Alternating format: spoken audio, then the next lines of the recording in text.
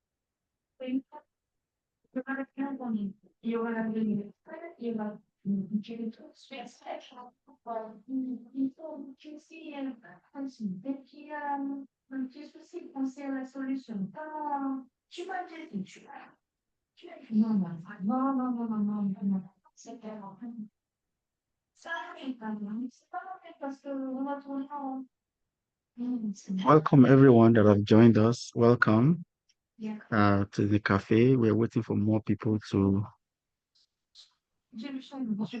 join in.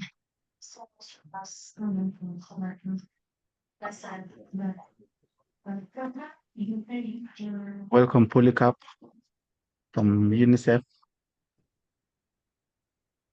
Thank you very much, Lukman. Good to see you. Same here, same here. And we will catch up. Uh, welcome, Matthews. Welcome, Dr. Beatrice Njenga. Welcome, Leah. Welcome, Lisa's note taker. Welcome, Nadia Bengo. Welcome, Tunta. Welcome, CD. Welcome, Charles. Welcome, Dr. Girardo. We are waiting for more people to join. We have 105 confirmations, registrations actually for Zoom. So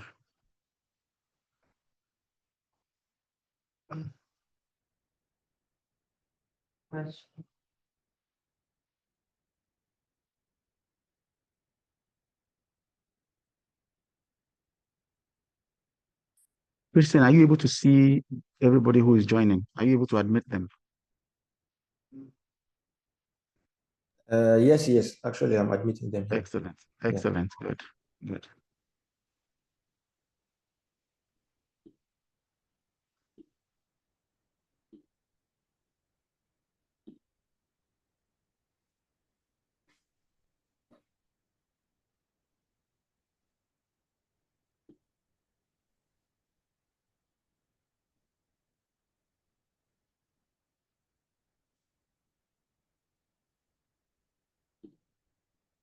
Please, if you could kindly rename yourselves to reflect your country or your organization, we would gladly appreciate it. Please kindly rename yourself so that we know who is who in the meeting.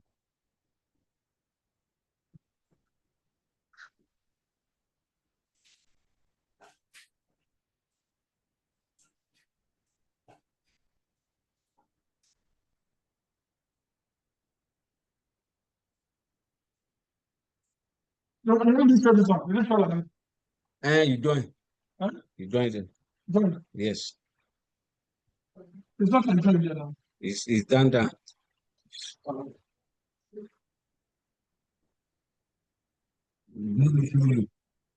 See clearly. Remind me. Join and see now. Join and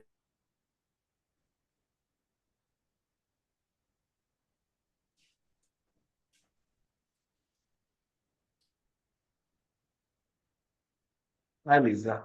How are you?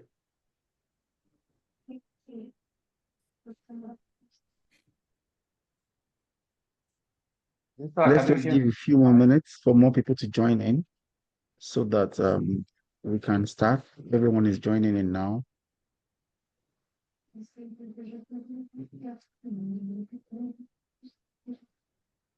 I was confirming whether I can be heard.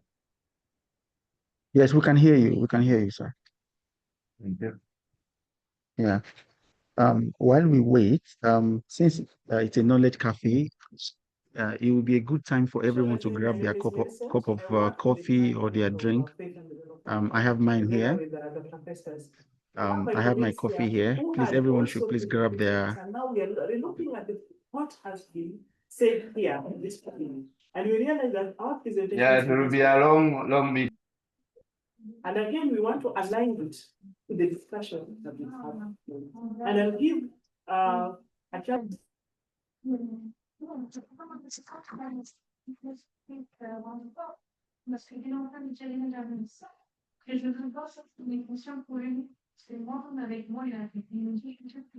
Welcome everyone that has just joined. Please kindly rename yourselves on the list to show your name and your organization or the country that you are representing.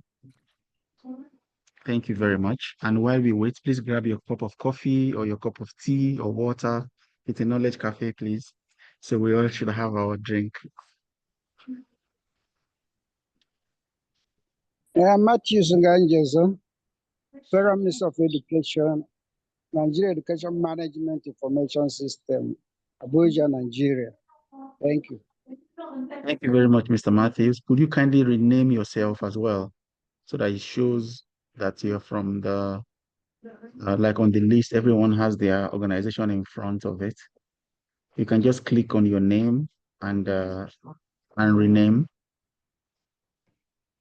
Also, we're going to be having Portuguese Mozambique make a presentation today. So we have Portuguese interpretation as well. If you check the bottom of the screen, you'll see that you should just select the English channel so that you can get the interpretation of whatever our colleagues from from Mozambique would be making.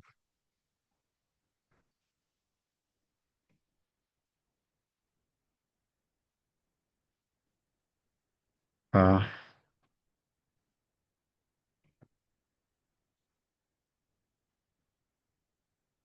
so let's give just maybe 2 or 3 more minutes. There are so many people that we are trying to admit at the same time.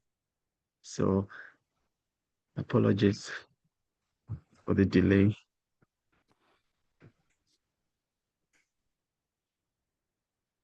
So while we wait, please grab your drink, your cup of coffee, your cup of tea, so that yeah, just grab your cup of coffee, your cup of tea, so that we can, have that semi-formal, discussion settings where we sip tea, we sip coffee. At the same time, we're also making frank discussions mm, on the issues. Okay.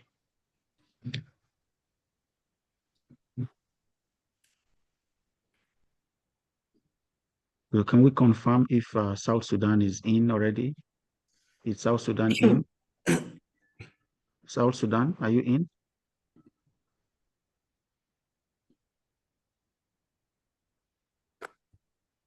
Is South Sudan in here now? I can see Mabo in, so Oh, okay. maybe So yeah. okay, good.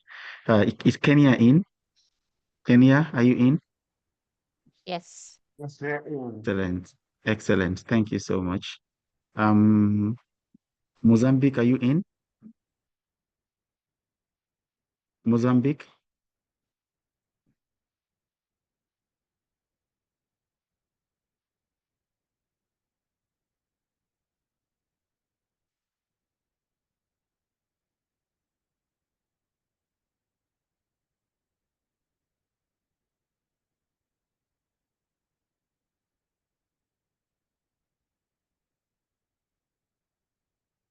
Hello, is Mozambique in?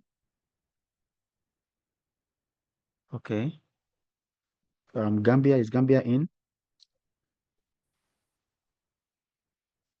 Gambia?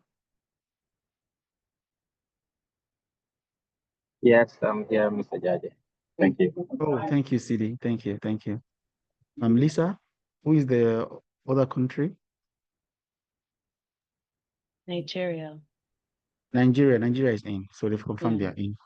So we have all our countries present. I believe we can. Yes, yes, you can go ahead, Mr. Helder. Just try it out.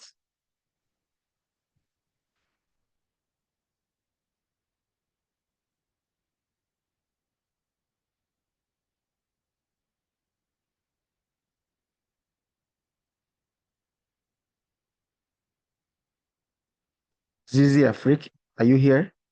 The Kicks grantee? Yes, that's Kenya. Yes. Okay, that's Kenya. Thank you so much. Okay. I think we can start now because the admission of people into the meeting is not stopping.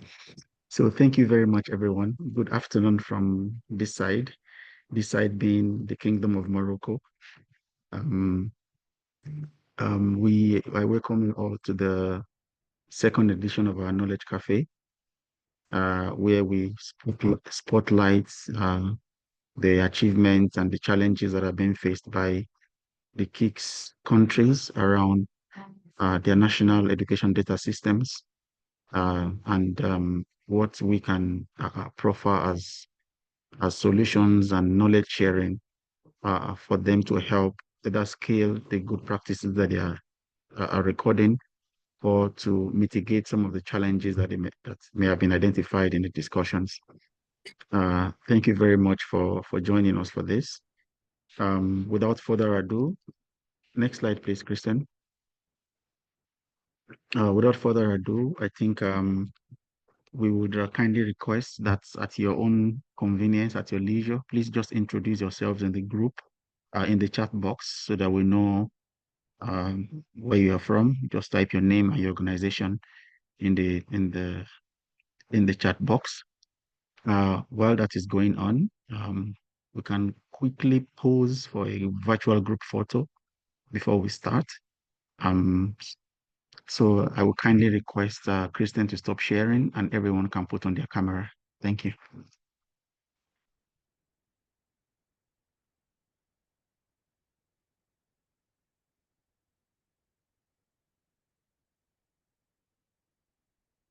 So Lisa, you're taking the photos, I'm guessing.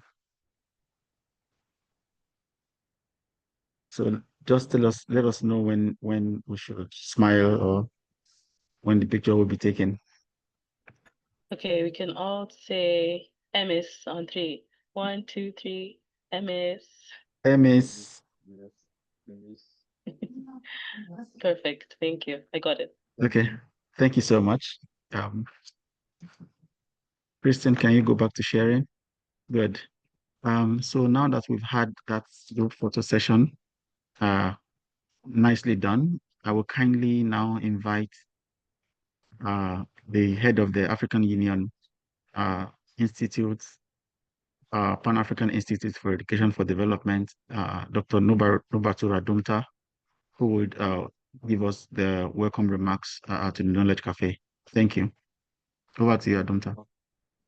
Okay, thank you so much, Jody. Are you hearing me well? Yes, we can hear you.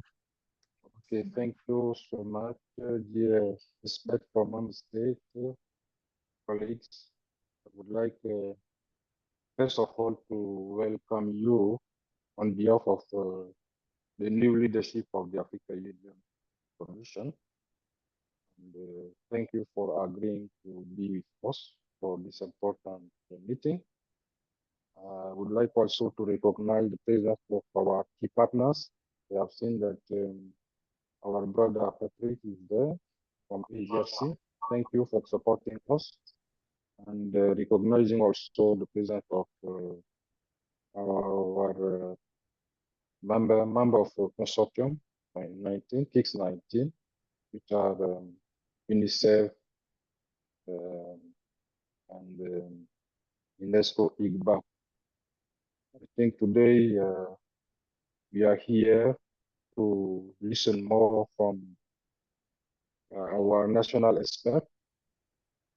And we know that one of the key main means that we use to have a discussion among us is what we call knowledge cafe, which allow us to generate knowledge and to share also ideas and best practice.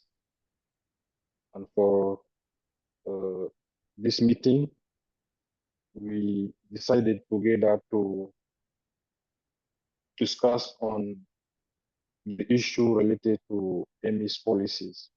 As you know, dear colleagues, we know that our mandate as expert, EMIS expert at the national, regional, or global level is to collect, analyzing data, and also support member states to have their own report. And this help also to develop policies and strategies. At the same time, we also as experts on our work, we need to be organized. And the only way to be well organized is to have our own EMIS policies. I know that different member states are not at the same level, and this meeting will help also to share ideas and best practice. Based on that, I would like to welcome you and wish good deliberation. Thank you, Daji. Thank you very much, Adumta, for those wonderful welcoming remarks.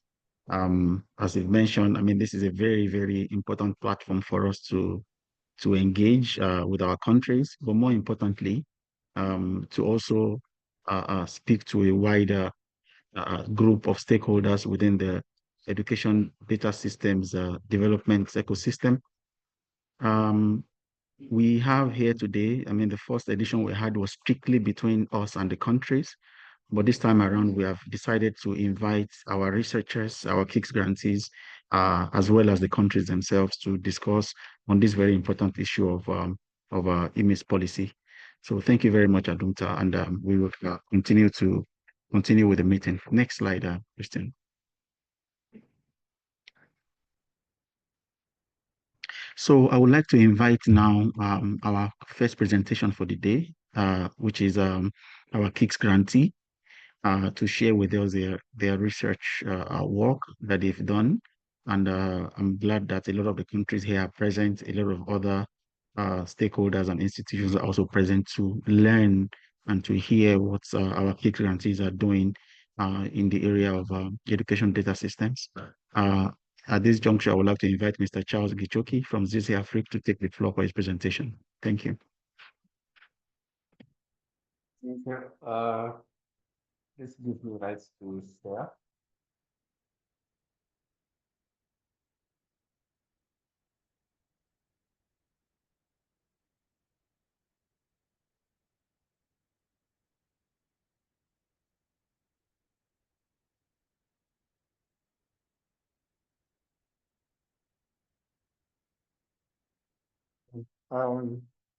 I'm Charles,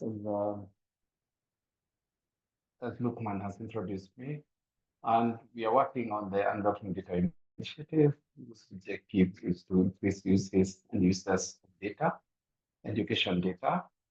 We are working in 3 countries, in Kenya, Malawi, and Cameroon.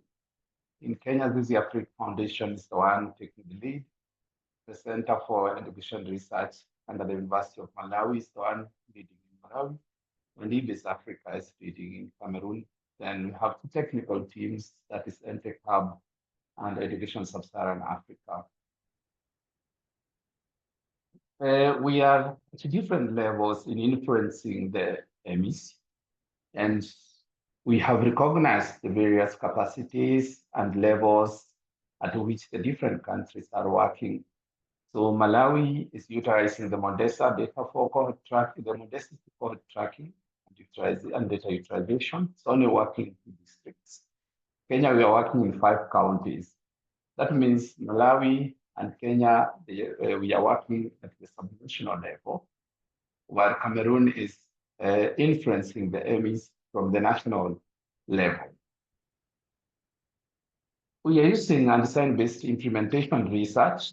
I think this is the slide that I can dwell a bit because it's a running session.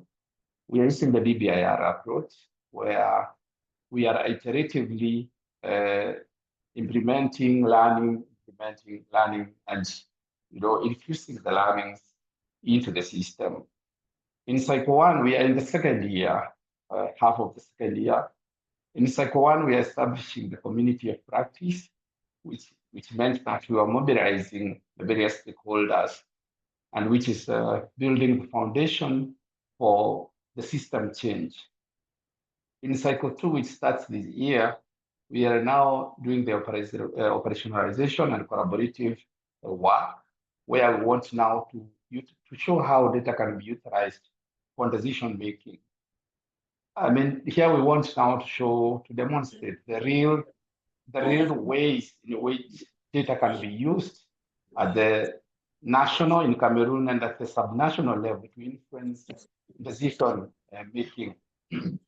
In the next year, because it's a 3-year project, we will be working on the scaling and sustainability. That is now the behavior change and attitude change in the system, where we are trying to see and this will be the most difficult part, because after Cycle 2, we know we are likely, if you don't practice using data from the systems and decision making, you're likely to fall back into your old habits.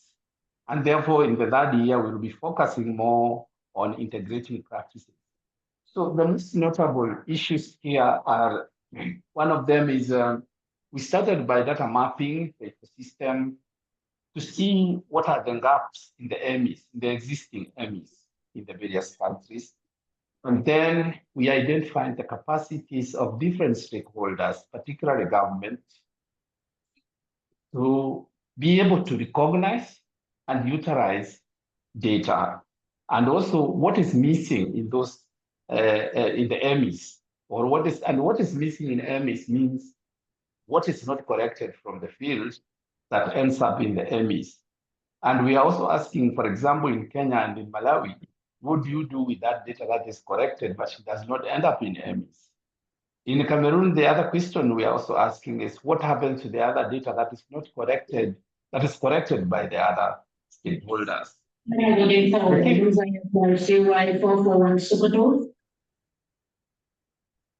The key features across these 3 cycles are system strengthening, in this case, the EMI system, the local ownership and equity to ensure that there is equitable, there is equity in the reach, especially in foundational learning for girls and children who are left behind, amongst other marginalized children like refugees, immigrants, abled differently, all to ensure that these systems are inclusive. Then there is the continuous learning and adaptation. This is the basis of the DBIR process, continuous learning process, and then ML-driven improvement. We learned so far, because that is why we are here. One is government is very protective of its system.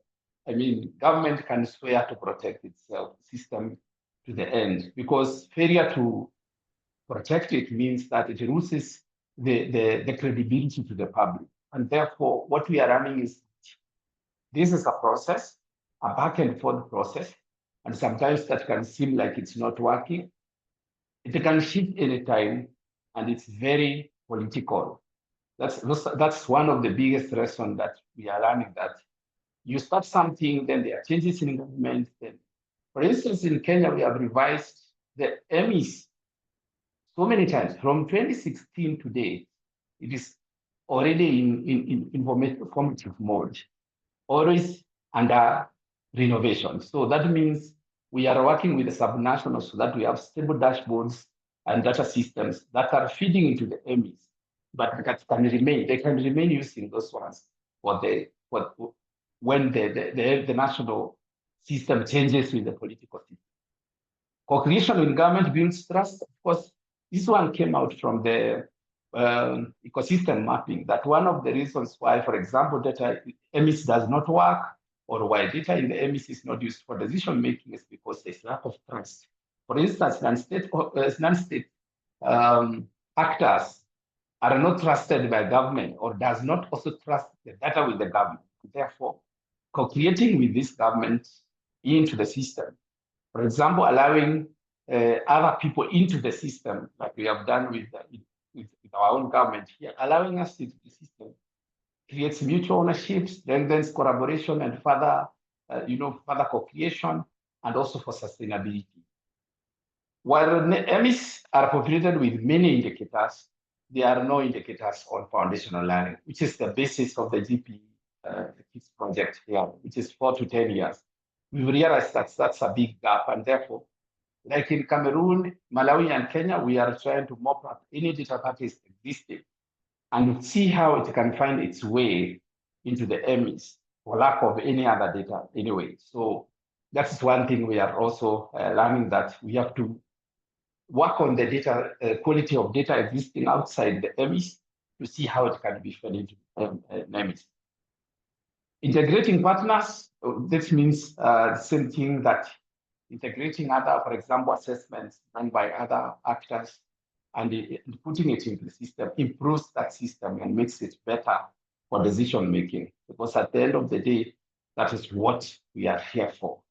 I think those are the 4 key learnings we would have loved to share with you today. So the 3 countries are developing dashboards. We just presented our prototype at the ground level, between the school and national level. There's a sub-national level. We just presented our dashboard and data visualization to our stakeholders, both national and sub-national.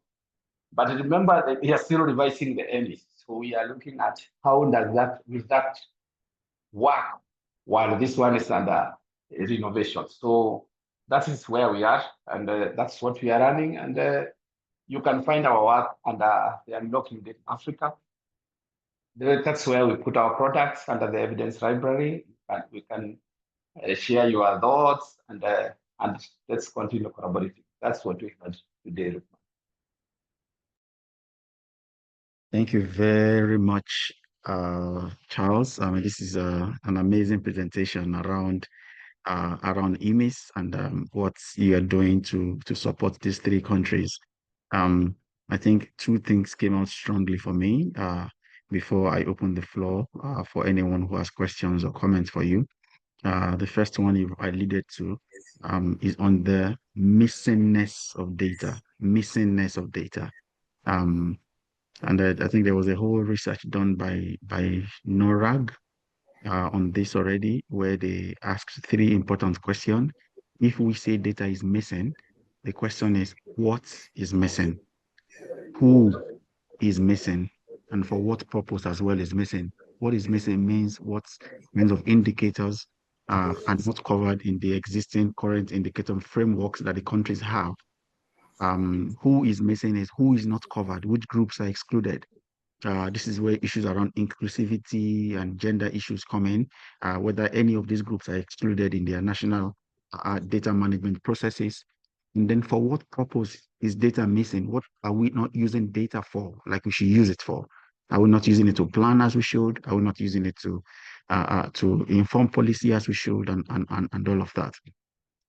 The second point that came out really strongly for me is when your research is able to touch on what is not collected what is collected on the field but does not end up in MES. I think this is an area that a lot of our countries would need capacity on. But without taking too much time, we'll just take 1 or 2 comments or questions from the floor to Charles' presentation. Please, you can raise up your hand, and then we can give you the floor.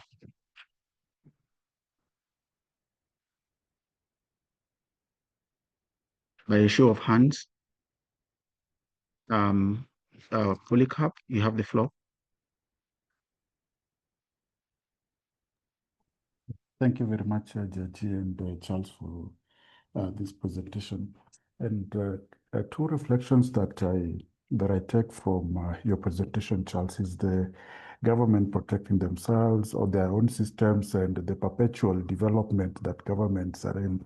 And sometimes I wonder because if government were not developing systems or improving systems every day, then the question would be, there is this new aspect that has come in that government needed to integrate into its systems, which has not been integrated. So sometimes the question is the tension between allowing systems to mature versus some emerging needs that users always want to have integrated into an existing system. So maybe you may want to talk about that tension and how we solve it. The second one was on integration of data that is not necessarily collected through government systems into those government systems. You've mentioned EGRA as a key example. And the question that I always come back to is it feasible that everything fits into one system? Because the data collection units for some of these data sets are always different from a school-based system. So do we need to struggle to ensure that everything fits in one pot, or should we appreciate that if you are an EMIS officer, then you have a good understanding of all data sources that are available to you, and you have techniques to analyze them as and when you need whichever data. Those would be my 2 points. Thanks. Thank you very much, Polycarp. I think those are really, really nice points, and I'm sure our countries are listening here. The second hand I have raised is Professor Massini.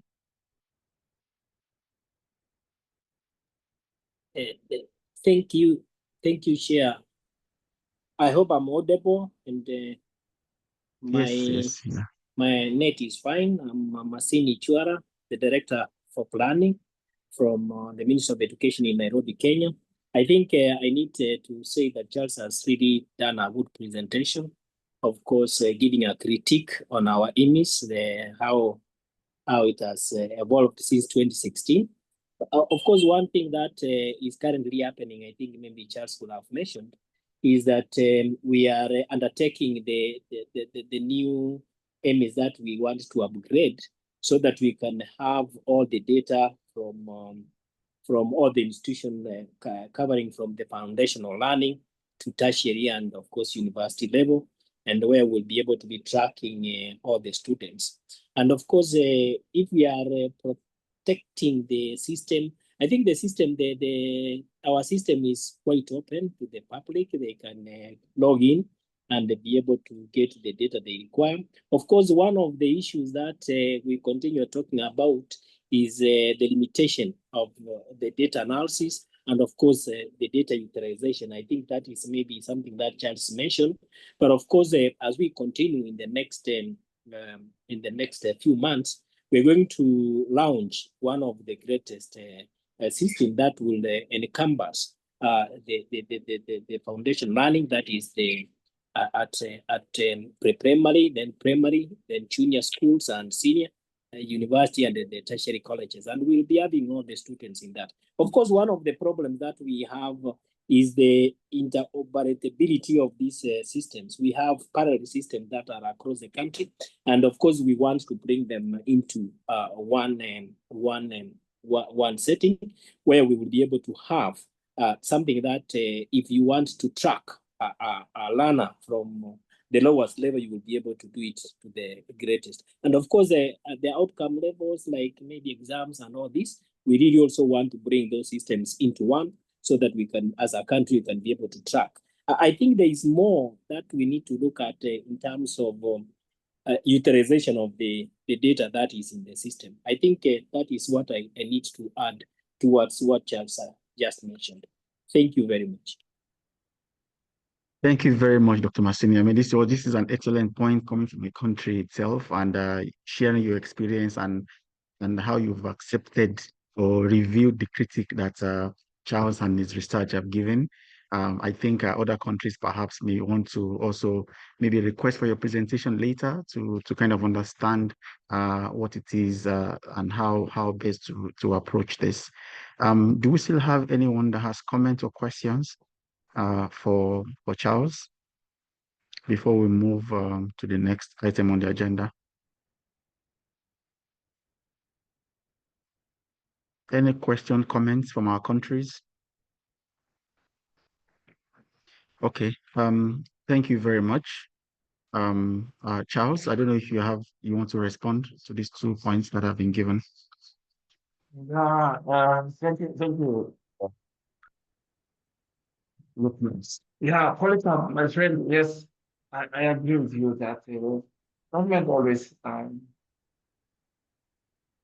we need to allow, I think what we are saying, and Masini has also alluded to the same, is I agree with you that we need to give systems time to mature, but also taking care of emerging needs, societal needs, but also giving it time to settle, to get firm on it, because if we are changing it every other time, then the certainty of making decisions, it means everybody always waits to see the new system. But I must appreciate what is happening. So that's settled. I think, yeah, that's a balance we have to strike. There's some background noise. Then the other issue is all data must not fit into one. I think that's my personal opinion, not an institutional opinion. As a researcher, I think all data cannot fit. But as signatories, most of these African countries are signatories to the open access, to the open data access treaty. So the most important thing is to have the repositories open. Let the non-state actors have repositories that are open, and the government has repositories that are open.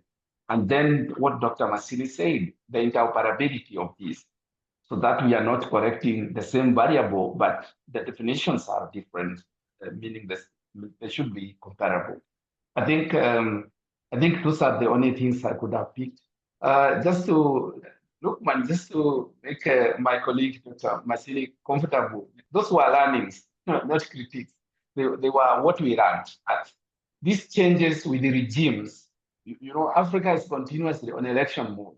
If every regime comes and says, no, we need to change the whole education system, that always interferes with us researchers and other institutions. So it is a learning that it is, we have to work with that change.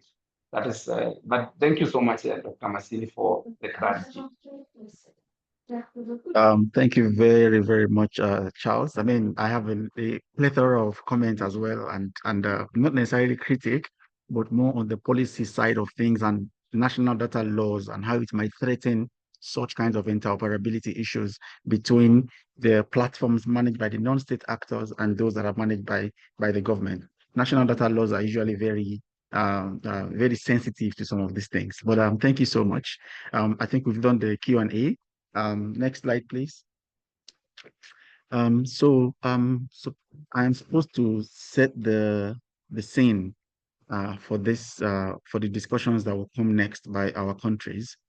And in setting the scene, the Knowledge Cafe as a platform for engagement is geared towards two things. The first one is that we spotlight some countries to tell us about the current status of their national IMEs and their national data production processes under some very under some of the umbrellas of the African Union IMEs norms and standards.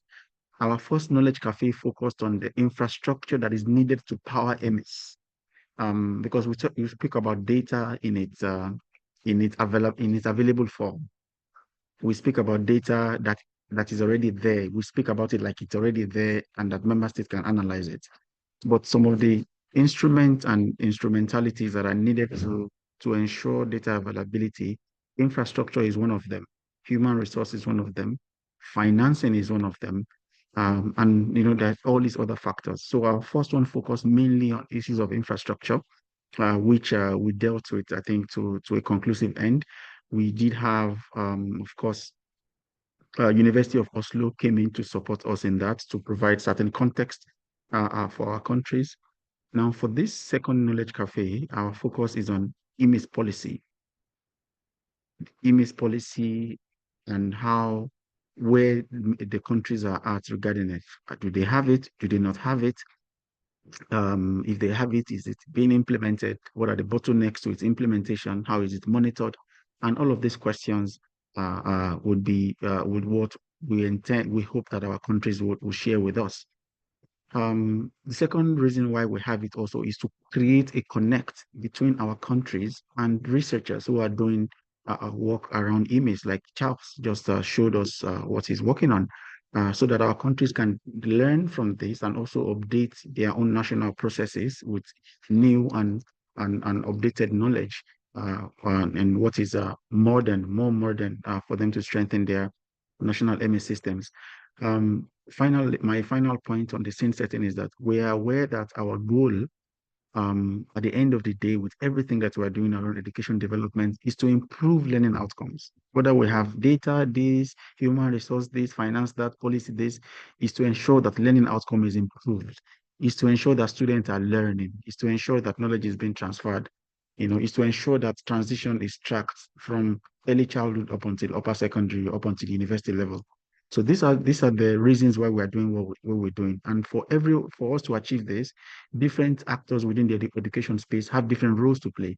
We as the IMIS practitioners, our role is to ensure that data that is needed to make such decisions that will improve these systems are available. So, Adumta, your hand is up.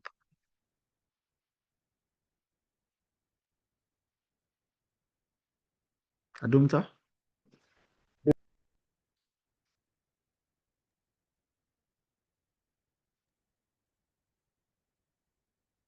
I think the network.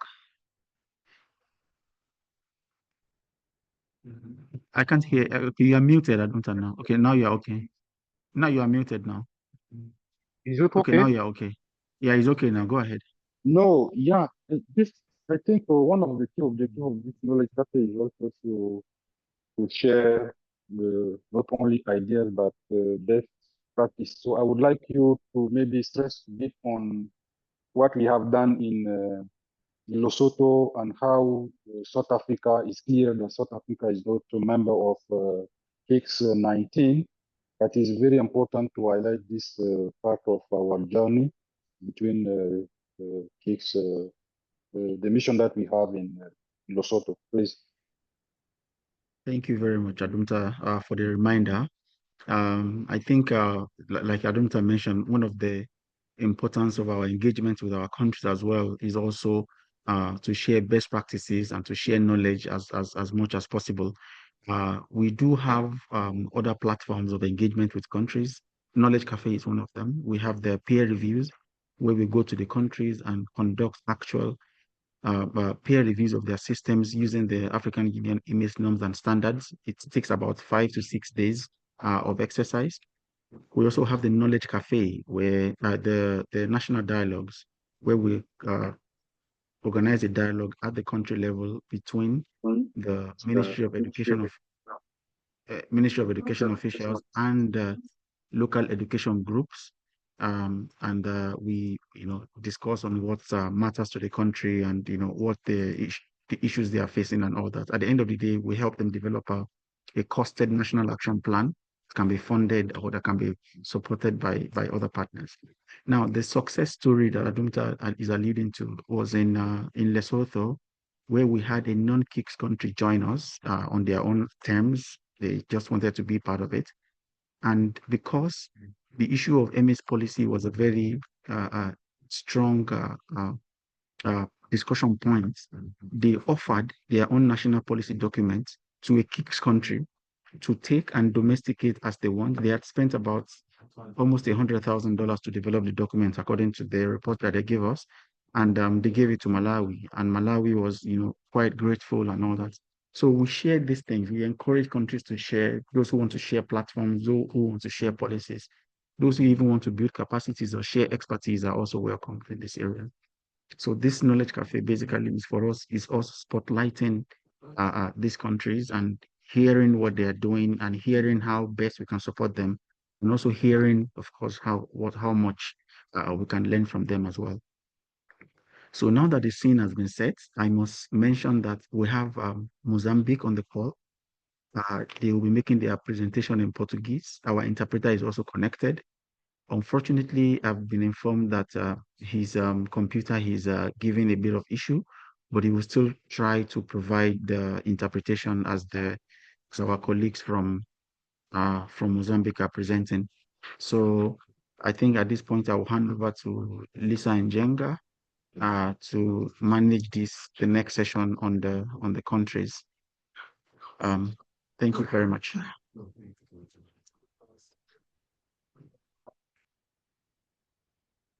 Thank you so much, Chaji. And so for our countries, we're going to have 3 countries presenting, which is Nigeria, South Sudan, and Mozambique. And these are the guiding questions that the countries have been given, but they're also questions that you can sit down and think of and reflect on as they're giving their presentations. If we can start with Nigeria, Mr. Matthews, we can give you the floor and stop sharing our screen so you can share your presentation. Yeah, thank you very much. I'm actually on transit. My flight will soon take off, but my staff from Mr. Otola will quickly pick up the presentation and make. The presentation will come now. We are communicating. Thank you very much. Mr. Otola, please.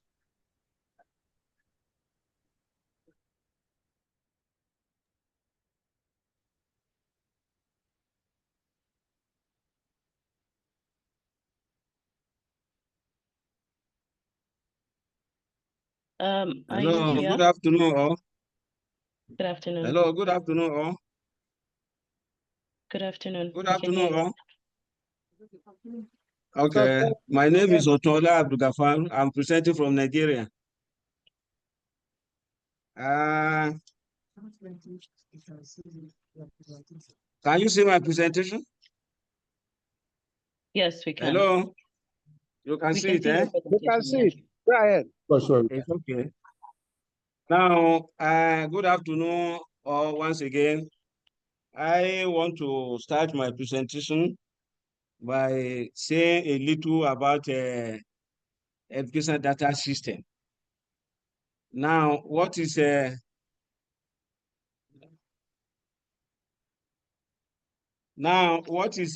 education data system?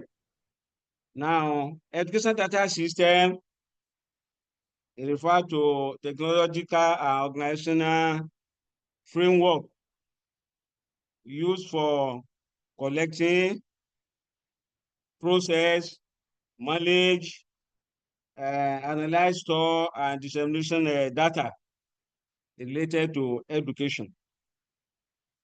These systems are essential tools for evidence-based decision-making, policy formulation, monitoring, and evaluation of education outcome. Next slide. Now, the education data system is very important because it provides reliable data to guide education planning and policy.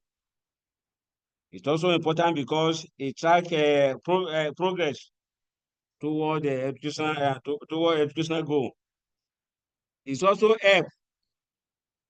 It ensures equity distribution of resources in our education. It has transparency and governance in the education sector. The last but not the least is identify at-risk students or what school need. That is a major important of this education system. Next slide. Now, in Nigeria, we have what we call NEMIS. That is a Nigeria Education Management Information System. It's a key part of education data system that's collecting data from all the schools across the country for planning and monitoring. Education Management Information System Policy.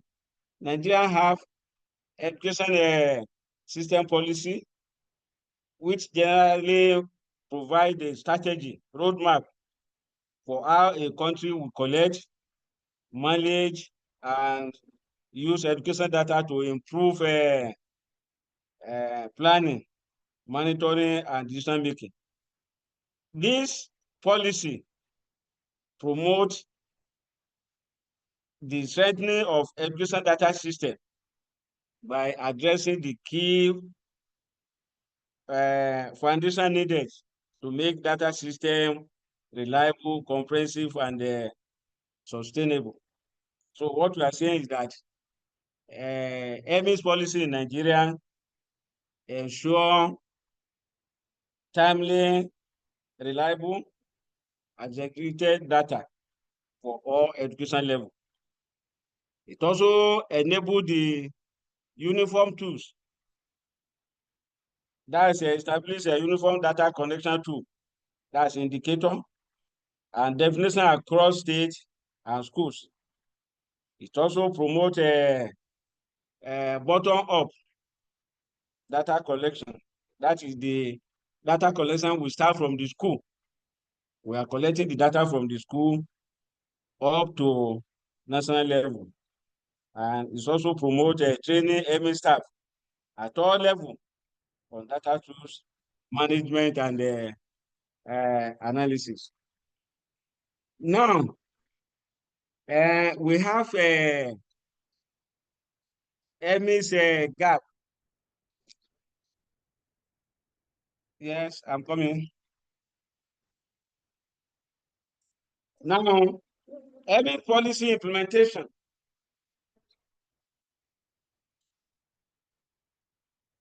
This network.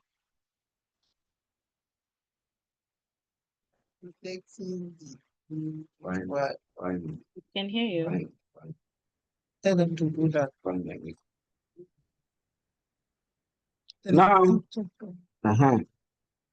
EMIS policy implementation.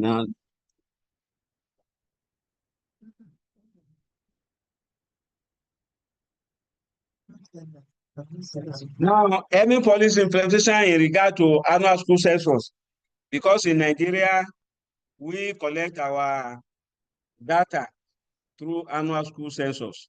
So we have what we call EMIS circle. What we do in EMIS circle is that we first of all state by ASC planning meeting. That's a state ASC planning meeting, annual school census planning meeting. This one normally begins as from March of every year. When we do the planning, after that, we now do TT, training of ASC on data collection. We also can also do this one toward the end of March.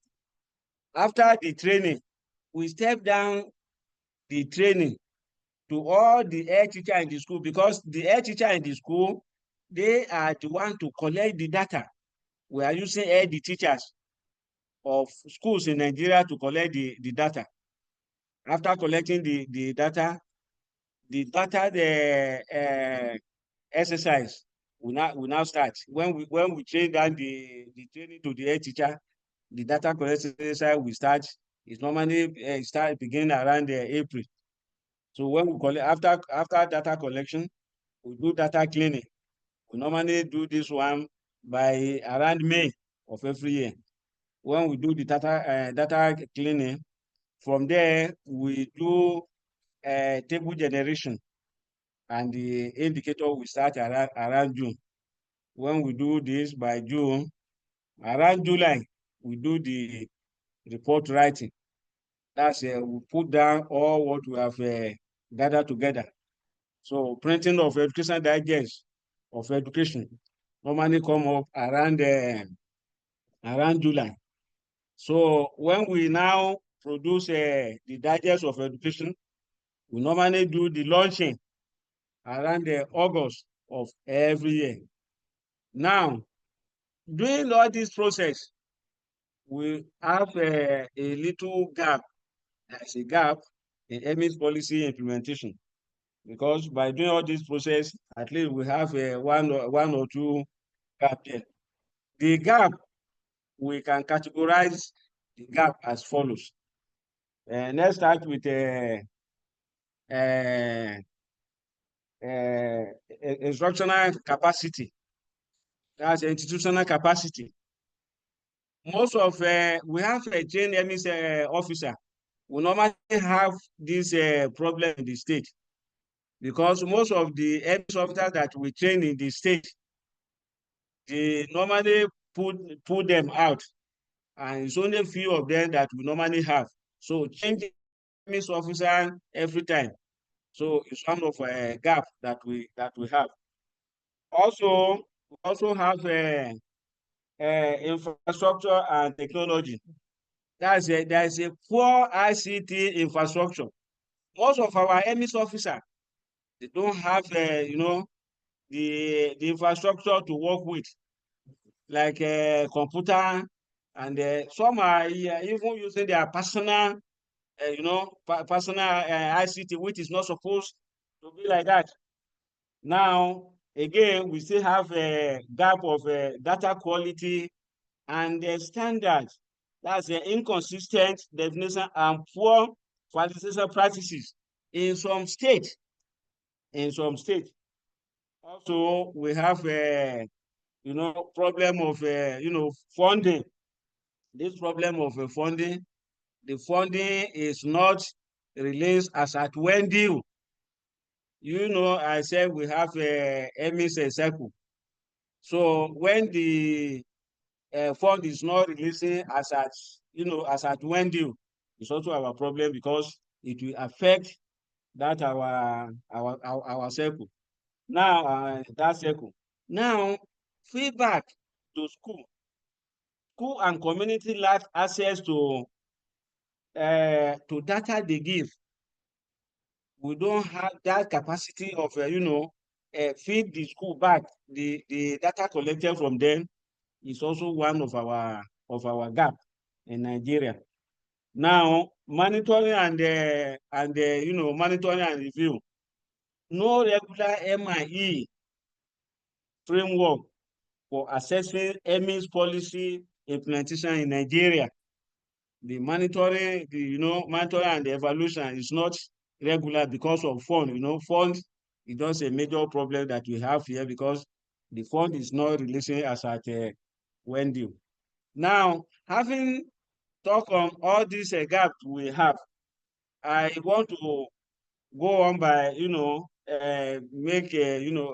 suggest a few recommendations that can improve all these our gap.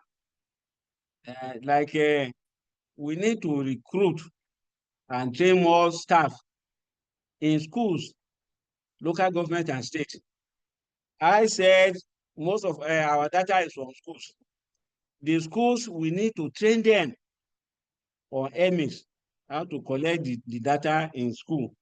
That's one of the recommendations that I want to put forward. Another one again, provide internet device, and maybe in solar school. Now, if we go to some of our schools are located in a remote area where there is there is no internet, there is no light. There's no light. So if there is no light there, they have a poor internet facility. So that is another recommendation. If we can provide internet devices and solar power, so that this one now will now supply them with electricity. Another recommendation there, adopt national data standard aligned with international benchmark, like a UNESCO UIX. I also want to recommend that we should align with a national standard with a body like UNESCO UIS. Now, I want to suggest again that there should be regular data validation workshop. Data validation workshop at state and federal level. This one is also another one. By the time we do this, it will, it will solve some of the gap that I stated early on. Now, develop a school-based data dashboard and feedback report for planning. If we collect this data, there is a need for us to feedback where we collected the data. Now, budget for EMIS, we should make sure that we the budget for EMIS on time, as at when due, and the budget must be enough. We need to develop a EMIS scorecard. So, and the last one, I want to recommend that we should conduct a biannual implementation review. I think this is what we have from Nigeria. Thank you. Thank you all. Can you hear me? Thank you. Yes, I can hear you. Thank you very much, Mr. Otunola.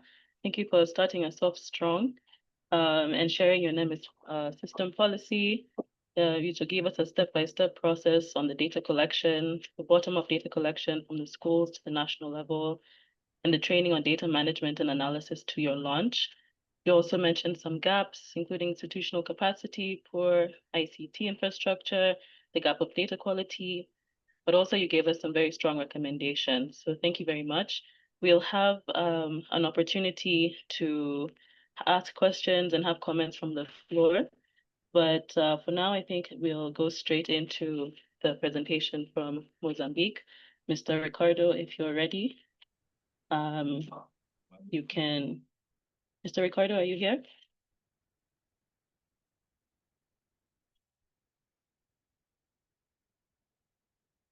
Hello. Mr. Ricardo? Yes, Hello. Mr. Ricardo is here, and I think he will be making his presentation in Portuguese. Yeah. Go ahead, Mr. Okay. Ricardo. And Hilda is also here to help him. Okay. Thank you.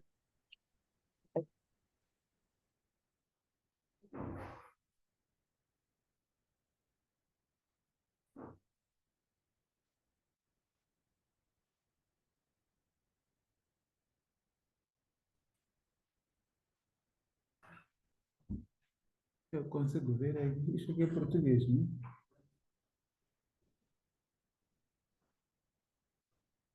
Hã?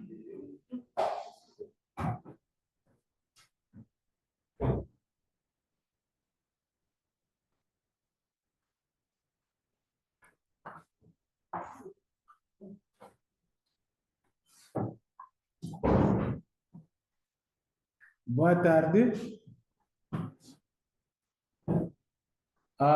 Não sei se conseguem ver a tela.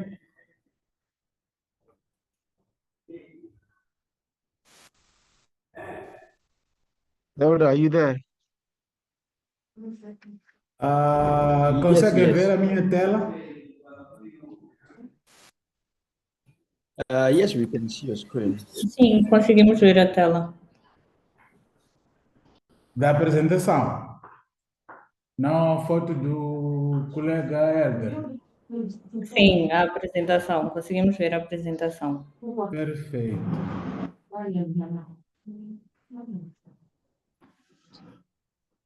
Só tenho que colocar no modo apresentação, porque os slides aparecem do lado. Eu não sei o que está acontecendo. Não está a aceitar. Como vê, o cursor está aqui mesmo. Hilda, are you there? Slide. Perfeito, já está. Hilda, we can't hear you. Please, can anyone confirm if they can hear Mr. Hilda's interpretation? Nós estamos aqui para partilhar a experiência de Moçambique. No, not yet. E vamos fazer a apresentação tomando em consideração as questões norteadoras do café, como é o caso, por exemplo, da questão que procura saber se temos uma política do EMIS ou do Sistema de Informação e Gestão da Educação e quando é que foi desenvolvido? O Sistema de Gestão de Informação da Educação de Moçambique tem uma longa história. Posso continuar assim rapidamente? O intérprete consegue alinhar?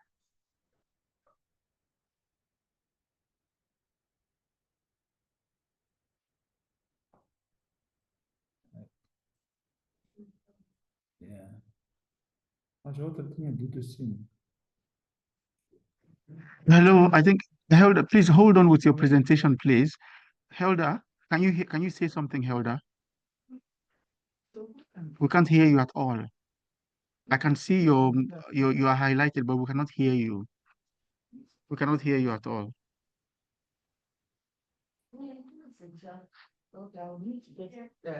We cannot hear you at all, Helda. We can hear you. But please a moment. Yes, actually, We can hear you. Yeah, clearly. We can hear you. Oh, you can hear Helda? Yeah, of course, yes. Yes. Yes, we can hear you very clearly. Yeah. Yes, we can hear you clearly. Okay. I don't hear him, but it's okay. Go ahead, as long as everyone can hear him. Okay, go ahead then. Ok?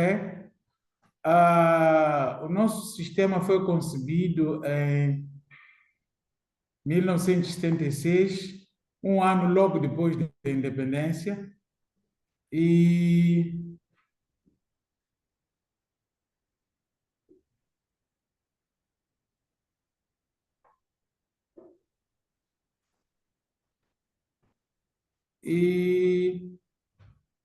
tinha como objetivo responder à demanda das estatísticas educacionais para a planificação e gestão, administração da educação e assegurar o apuramento manual, porque não tínhamos aqui o sistema automatizado desde 1976 até 1980. O tratamento automatizado começou em 1981, isto no CPD, no Centro de Processamento de Dados.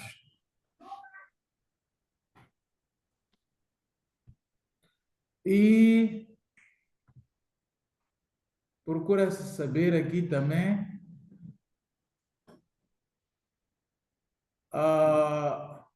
se o país possui uma política e quando é que foi desenvolvido e quando é que foi revisado pela última vez.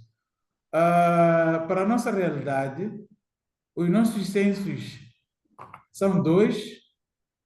Um que acontece no início do ano, que corresponde ao levantamento estatístico que permite ter os dados que vão ajudar a assegurar a própria gestão a vários níveis do sistema educativo.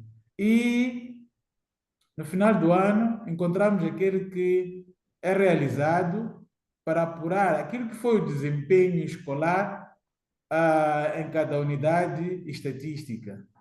E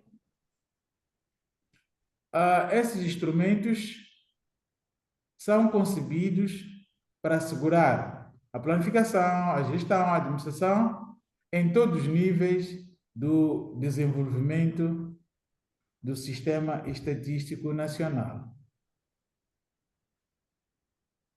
O SIG fornece dados para o cálculo dos indicadores de educação nos seguintes domínios: cobertura do sistema, taxas de escolarização, taxas de admissão, eficácia interna do sistema, nomeadamente taxas de aprovação, desistência, reprovação, promoção, retenção, transição, conclusão e mais. A gestão de recursos nos leva a poder perceber exatamente os rácios aluno por professor, rácio aluno por turma e mais. Nós temos uma plataforma que permite exatamente assegurar o processamento de dados e leva o nome de EducStat. O processamento manual, como teria dito, foi de 1976 a 1980 e o apuramento automatizado começou em 1981 e este processamento dos dados beneficiou-se exatamente da criação de EducStat com apoio dos próprios técnicos ao nível da direção de planificação. E o processo ou o processamento de dados ocorre ao nível das direções provinciais, tal como podemos ver no nosso fluxograma, que mostra exatamente como é que os dados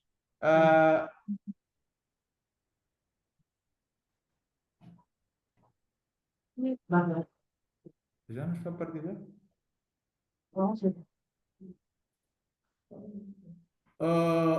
Como íamos dizendo, nós temos ao nível central a definição das normas, ocorre a concessão e produção, assim como distribuição dos inquéritos, que levam à agregação da base de dados e também faz a disseminação a este nível. E este trabalho é feito em coordenação com o nosso Instituto Nacional de Estatística. Este processo ocorre até 15 de junho do ano N e o aproveitamento é recebido depois de ter sido assegurado até os finais do ano, até ao início do ano, a 28 de fevereiro, ocorre exatamente a atualização desta informação. Ao nível das direções provinciais, ocorre a interação também com a direção provincial do Instituto Nacional de Estatística.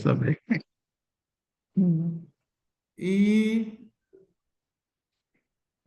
ao nível da escola, nós encontramos lá a distribuição dos mapas, nas datas aqui referenciadas, e ocorre o levantamento. Depois, os dados fluem, retornando até ao nível dos serviços distritais de educação, juventude e tecnologia. Daí passam para a direção provincial e retornam até ao nível central.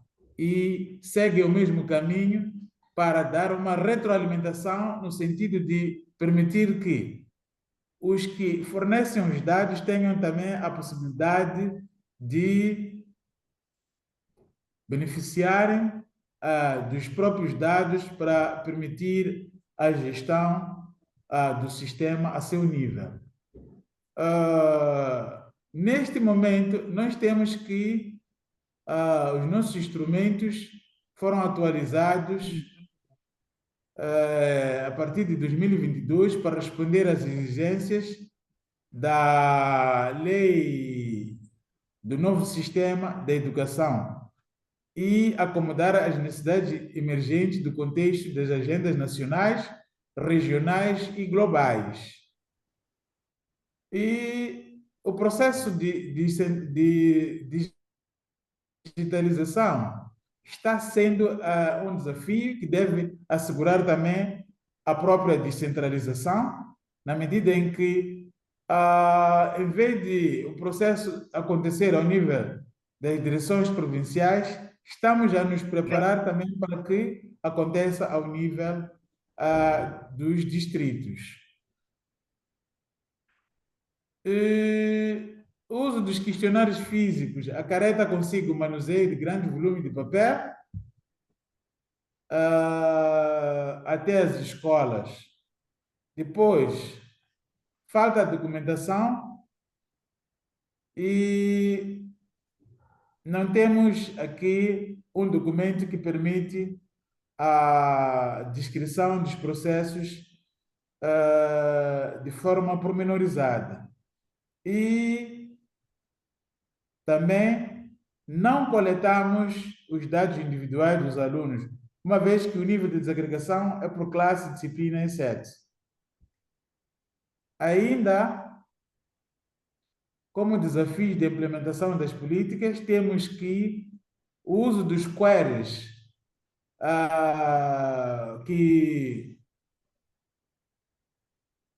exportam dados para Excel para utilizar-se as tabelas dinâmicas, embora facilite a obtenção de relatórios, trazem consigo dificuldades adicionais, pois exigem que o utilizador tenha conhecimentos de Excel e alguma destreza na manipulação das tabelas dinâmicas. E para enfrentar os desafios no atual SIS, está em curso o desenvolvimento de um aplicativo mobile e uma plataforma que permita um melhor e mais rápido registro, consulta e gestão de informação, de modo a garantir um fluxo de informação e comunicação mais rápido, eficiente entre os diferentes níveis do Sistema Nacional de Educação. E pela atenção dispensada, muito obrigado.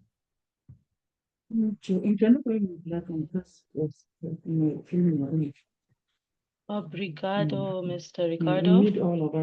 Thank you for your presentation. I wasn't able to hear the translation, but I believe the participants were, and therefore they'll be able to ask some questions or give their comments during the discussion. So thank you very much. Now we can move to South Sudan, Mr. Mabor. Are you ready to give your presentation? And we have 10 minutes for you. I see a hand up. Mr. Thomas, welcome. But we want to have questions and comments after the next presentation. So kindly hold your comments until South Sudan has shared their presentation, if that's okay. Mr. Mabor.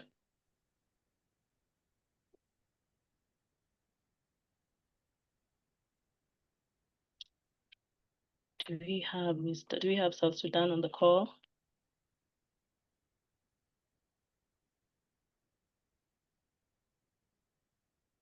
South Sudan is on the call. I can see that he's unmuted.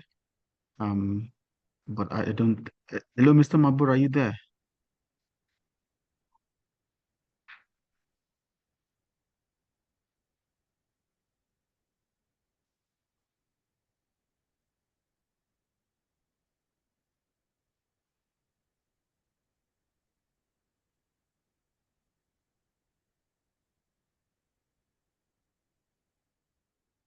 Maybe we can, while we wait for Mr. Mabur to join, maybe we could okay,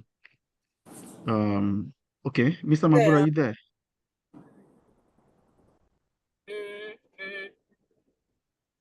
Yes. Hello, Mr. No, that Mabur. wasn't it. Okay. Thank you very much for the presentation that we've had. I was finally able to hear the Portuguese interpretation. Thank you, Helda, and thank you for the work that you've done. We've heard two presentations from Nigeria and also from Mozambique. Nigeria, thank you very much for walking us through the steps that you take when it comes to using your policy to inform the direction of your data collection process and data collection and usage processes. I think the first question perhaps I would have for Nigeria would be whether an actual policy document exists.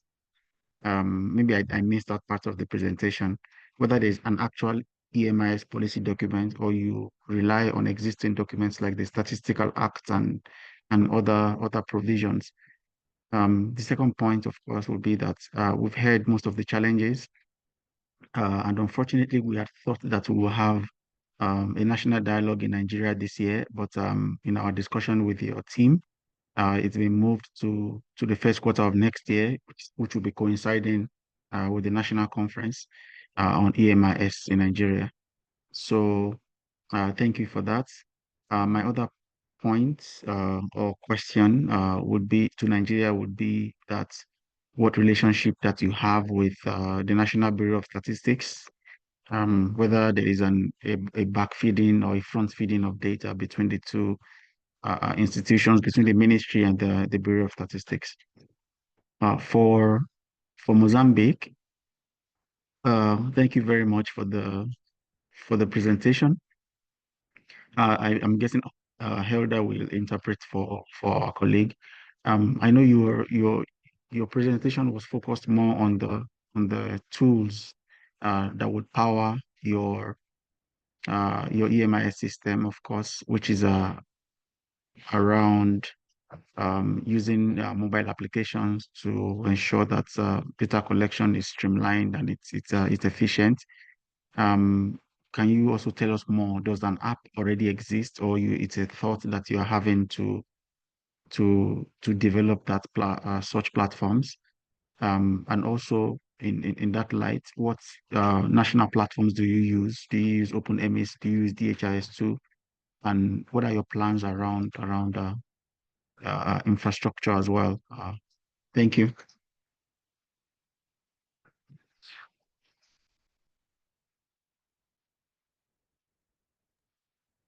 And it seems that Mr. Maboy is back.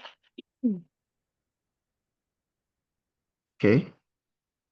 He just sent a message on the chat, but I think he might be having trouble with his microphone.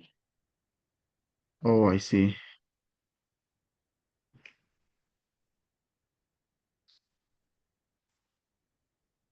So over to Nigeria and Mozambique to respond to those questions from Jaji. Thank you.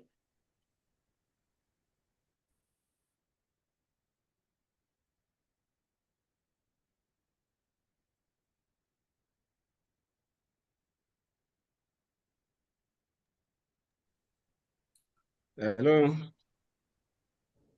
Yeah, Hello. no que diz respeito Yes. Yes. Moçambique, nós temos a plataforma que estamos a utilizar neste momento, só que é uma plataforma que não é alimentada de forma online. Nós queremos migrar, porque estamos a ter a alimentação a ser feita num sistema mais ou menos analógico. Então, nós queremos migrar para um sistema digital, onde vamos passar a ter a informação disponível em tempo real. É por isso que, neste momento, estamos a fazer tudo por tudo para contratar um developer que possa exatamente modernizar ou fazer um upgrade a esta nossa plataforma para uma plataforma que possa permitir a interação com recurso de sistemas digitais, como é o caso de smartphones, tabletes, e permitir que, logo que a informação é digitada, esteja disponível na plataforma para os vários usuários, onde teremos também aqui esta plataforma não só a servir para coletar dados, terá também a capacidade de fazer algumas análises, onde nós vamos ter aqui a disponibilização de dashboard ou painéis com algumas análises que, ao serem acedidas pelo tomador da decisão, tenha informação útil logo que a informação está disponível. Obrigado. Hello. Sim, Hello. sim. Hi. Hello. Hi. Hello. Do you hear me? Hello, Mr. Maboy. Yes, we hear you. Yes, yeah. Wait, thank you. We're just getting some responses from Mr. Ricardo. Hello? Hello? We can hear you. You want to translate for me? Yes, You we want have to we have a translator, Helda. Oh, okay. Yeah. Helda, are you able to translate? Mr. Mabor, I think you can find at the bottom of your screen, there's an interpretation option. Sorry, Mr. Ricardo, back to you.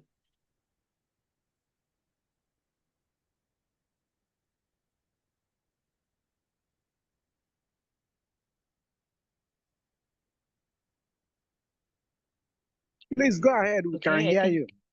Go ahead.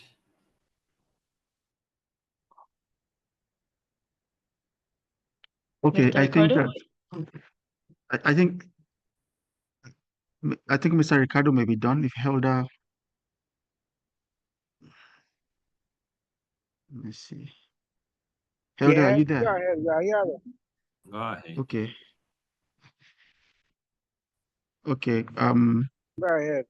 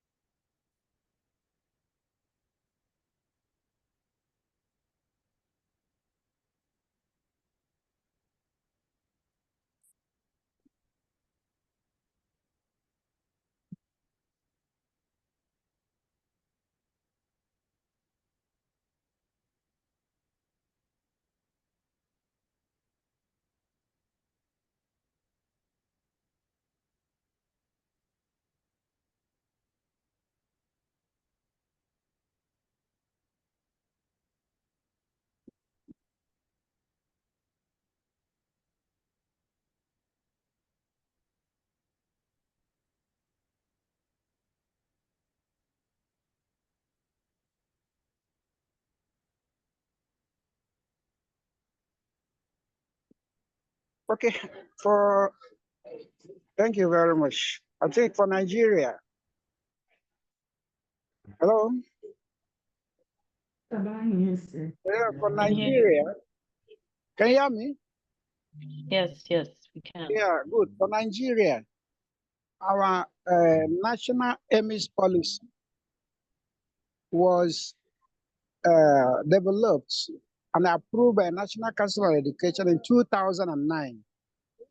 Now, in 2021, it was reviewed, which is currently what we are using now for data in Nigeria, education data in Nigeria. And of course, because of time factor, we didn't go into in-depth. But for now, as long as Nigeria is concerned, we have been doing what we call online data collection. Like Mr. Tola said it, that the data comes from the school as the first node, and it flows to the second node, which is the local government. And from the local government, it goes to the state. And then from state, it goes to the national. So all the data is now accumulated, harnessed, and then all the issue of indicators expected of were being done at the national as well as the state, and then reporting to both national and global. The national reporting is to National Bureau of Statistics. So we don't have problem with them. We work together. They need data, anything they need to come, we link up and give them. Even right now, we are working with them on the issue of mix and other areas of surveys. So we are working together with National Bureau of Statistics in Nigeria. There's no cause for alarm. And I think so far we have grown in our EMIS system such that our portal is reminiscent with DHIS2. However, in the current time, because with the new Minister of Education, he now wants all the system to use DHIS2, having been brought up by UNICEF for us to use, which is already approved. As I told you initially, I'm on transit trying to move to one of the states. It is where the DHIS2 is being utilized in data entry that I want to go and monitor and see what they're doing. And by next week, there's a program, a training program for the remaining states that are not yet keen into the DHIS2, which is 25 states and FCT. After that training, we now collect data between now and August for 2024-2025.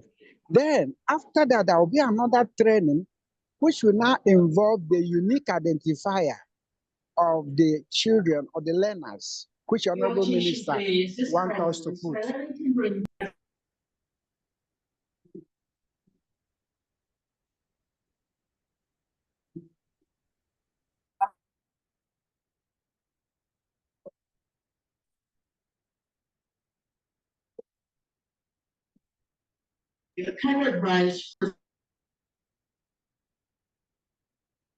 So that is for now where we are in Nigeria, and we are moving further. For the conference, as mentioned by Lukman, we are looking forward to see other African countries and other international community to come to Nigeria for that conference. That would be a very wonderful conference because we've already had 5 national conferences on EMIS. Our first conference was in 2017 in one state, the next state we have 2018, another state we have 2019, and then 2022. And in the recent time, last month, we had a visual conference, which all the commissioners of education in Nigeria keyed in with Honorable Minister and other SUBEB chairman and other education academy and others. So we are looking forward to that conference where I wish all of us will now be physical and discuss and see one another and then flow together in education management information system in the system. Thank you very much.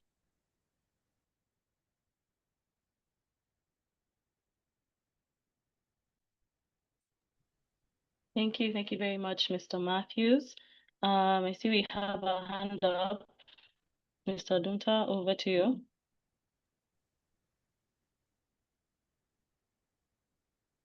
You're muted.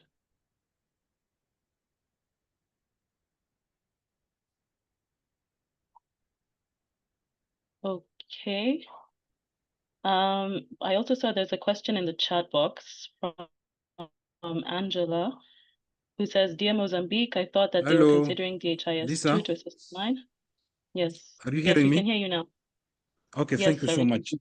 I would like first of all to thank all the presenters, and there is a concern from Mozambique, and one of the objective of having this kind of meeting is also to take an opportunity for having other colleagues and stakeholders in order to support our country at the national level.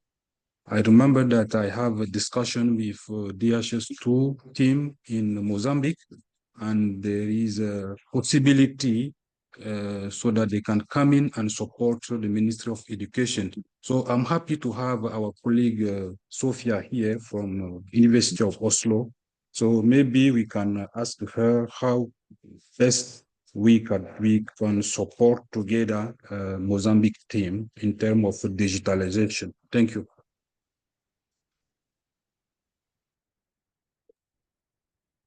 Thank you very much, Mr. Dunta. So now I think we can quickly go back to South Sudan, Mr. Mabor, for you to give your presentation. In the interest of time, if you could stick to 7 to 10 minutes, that would be great. So Mr. Mabor, are you here?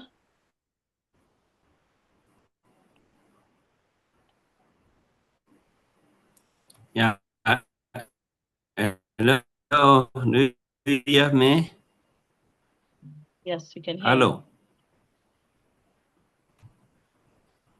Yes, sir, we can hear you. Okay. Okay. Choose. Correct. Correct. Shadow. Yes. I just want to share. I just want to share the presentation.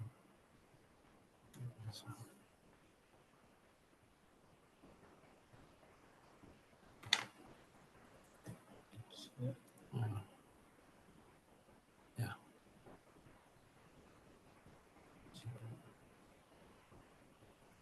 Hello. Hello. Hello?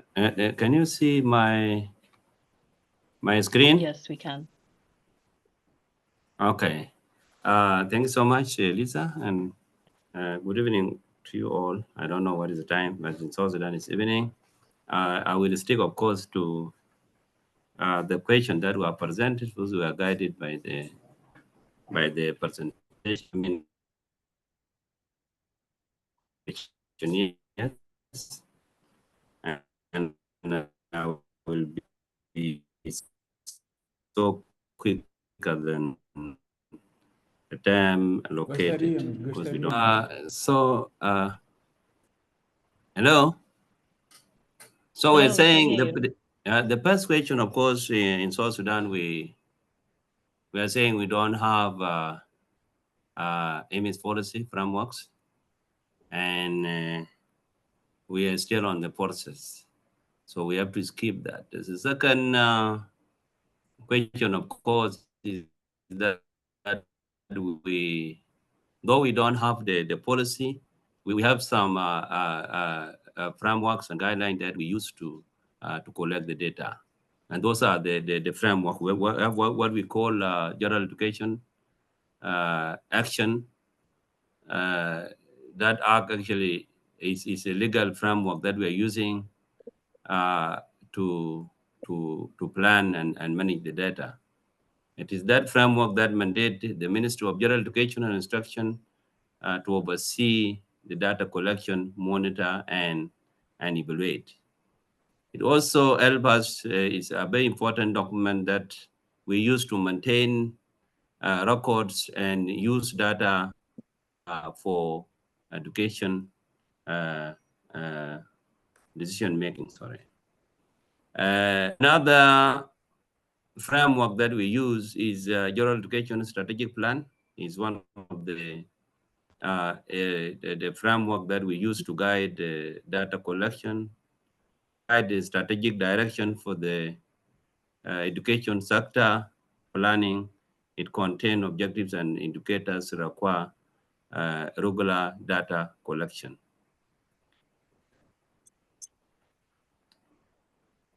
We also have what we call education sector analysis. Is one of the guides that we use for data collection in help. And then there are also these periodic national planning documents that are related with partners. Some come from GPE, UNICEF, and UNESCO.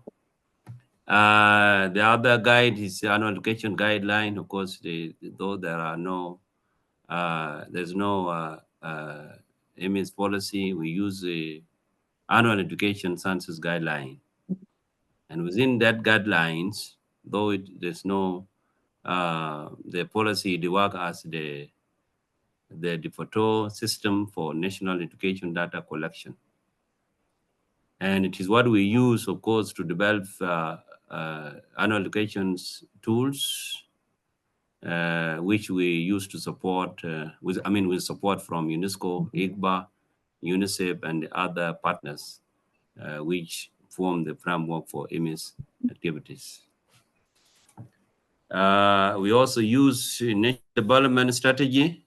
It's one of the guides that we use, helping us to develop some strategies for data collection. It has the broad development goals, includes improving education access and quality. It is that system also emphasizes the role of data and evidence in monitoring education outcomes and progress. We also use some tools from the partners and some frameworks which actually will help us to strengthen our data collection.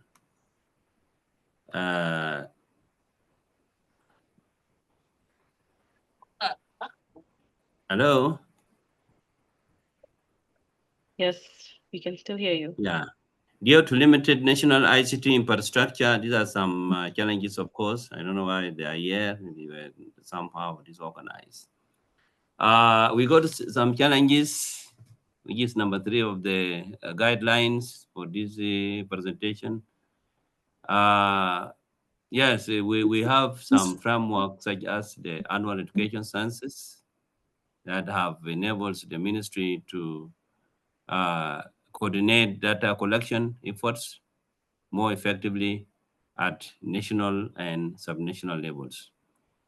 We are saying here, though we don't have the policy, we are using actually some guidelines, and these are the guidelines that are helping us for us to go to school and collect the data. So we used the standardized annual education census tools to unify the process across the countries. The same policy are used actually to strengthen our capacity, and we use the partners, of course, support for us to be able to go directly from school to schools. The same guideline help us to increase our awareness on the importance of data. This framework help us created a foundation for awareness among stakeholders, including schools, managers, local government officers, about the importance of timely and accurate data. It also educates actors to increase value of image data for planning and budgeting. There are cycles. We also do our annual reportings and sector planning. Yeah. So what are the challenges? Maybe we need to go fast, though we don't have the policy. The challenges we have, I just highlight some few, though we have so much than what we can put on this small screen. We are saying, like other countries, that we have lack of ICT infrastructure and communication. Mobile operators, of course, does not cover all over. For us to have quality tools and technical equipment, and that thing affects our data quality. It is also hard sometimes to communicate, because you find that sometimes some of the teachers and education managers could be away from the place of work, and they need to be actually communicated to prove some data collection. And it is hard sometimes where there are no mobile operators to communicate with education managers. The second point is an unlimited capacity of some teachers and education managers, of course. That resulted into so many errors being made during the registration processes, and many errors are actually reaching to the data entry point before they were corrected at the school levels. So the other challenge here is the lack of mobility, means of getting to schools frequently. Sometimes some data get lost when school is relocated to another place, or is just far away from the place. Of course, without mobility, it is hard to go all over the country and get the data in accurate way. So it's hard sometimes to get the evidence-based data as per people getting to all the school and grounds. Yeah, South Sudan is a lowlands and swampy place, country. Sometimes it is hard to reach all the schools, because when it is raining or even during the flooding, you find that it is hard to cross to some other school. So we also lost some data from getting into school because of the flooding. Yeah, plus minus of insecurity.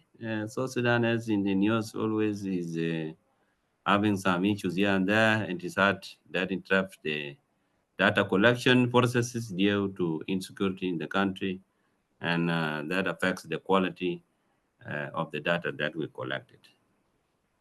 Yeah, finally, we have some few words, and we're saying, though in absence of the image policy, in the country, it is hard, it creates gaps, and we are saying here in the final that it is necessary that we must have image policy just to ensure coordination on data collection, we collect reliable data and sustainable education data system in the country. We also recommend that, yes, it is good that we have the policy so that we encourage strategies that support development of image policy framework and strategies, harmonize the data, and we also recommend that, yeah, we need to advocate for enough funding from national and international partners, of course, as we mostly rely on education partners to finance and offer the comprehensive structures that are needed to generate evidence-based data. Lobby for support from stakeholders so that they support the financings and be able to talk about the importance of data, and our education partners to also support and then we align our national policy frameworks to the data, and we also work on data scalability.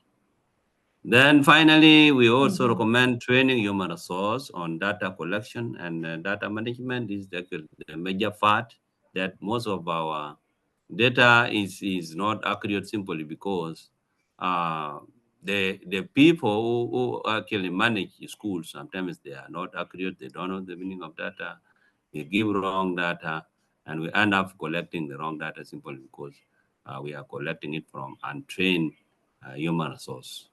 And even the tool we are using plus the people that we are sending as numerators. Thanks so much. That is the final, and thank you for listening, and thank you so much.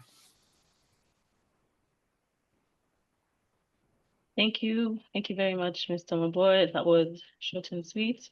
And thank you for sharing with us the frameworks that you use to guide your MS activities and strengthening your capacity, even without having a dedicated national policy on MS. We've heard the gaps that you identified that affect your data collection, and your recommendations have been noted. I'd like to just throw it out to the floor if there are any questions or comments for this presentation or the other two presentations that we had. If I can step in for 1 second. Thank you very much to the countries that have just presented. Thank you to South Sudan. I mean, thank you first, Lisa, for managing this session properly. We've heard from Nigeria, we've heard from South Sudan, and we've heard from Mozambique. I'm sure the Nigerian and Mozambique have Clement, that thing you did is not right. It's not right. That's you post that into national plan. Can you just give them a PDF? How would they be writing that? They wanted to start converting it. They now start putting location Jalingo. This one, this is Jalingo. This one, that.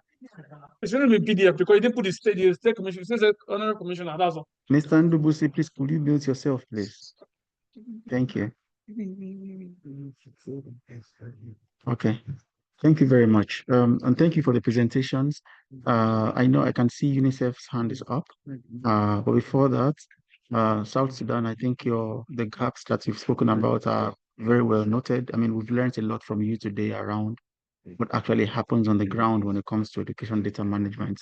We've heard the challenges, and we'll probably maybe have a bilateral discussion with you on how PICS could come in to support some of these issues that you've highlighted towards improving your national image processes. Polycarp, you have the floor.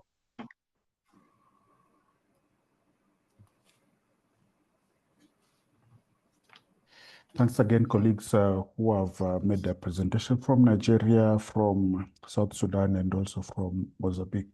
And one constant issue or challenge that our colleagues have very well articulated is the question of financing. And one of the, as we sit here, close this discussion, I wanted just to check out of the countries that are represented here, is there any one of them whose government has started to systematically finance EMIS activities so that there is not full reliance on non-governmental partners? Because we're always talking about this would be the most sustainable way to run education data. So is there any country that would like to take the floor and give us an idea of how they've started and how that is evolving? Yeah, just to spur that, Lukman. Yeah, thank you, Polycarp, for that. I think it's a very useful point.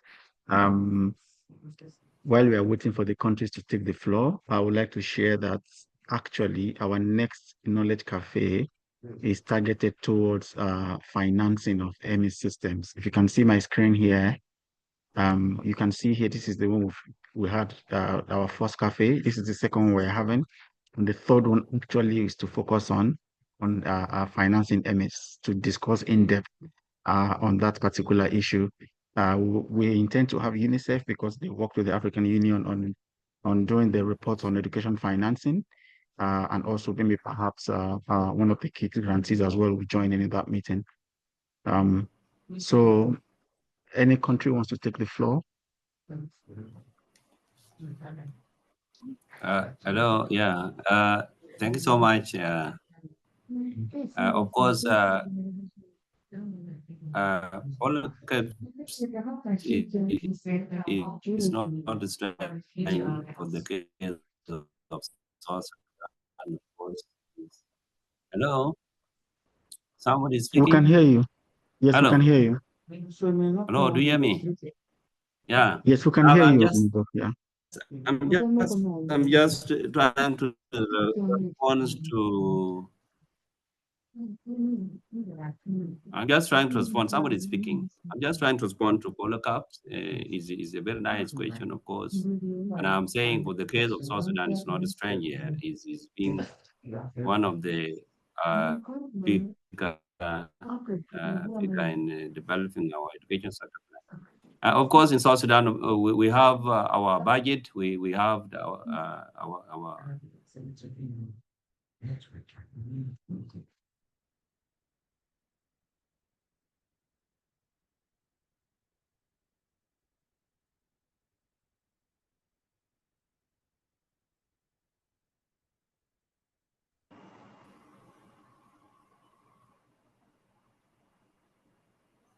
Mr. Maburu, we cannot hear you anymore.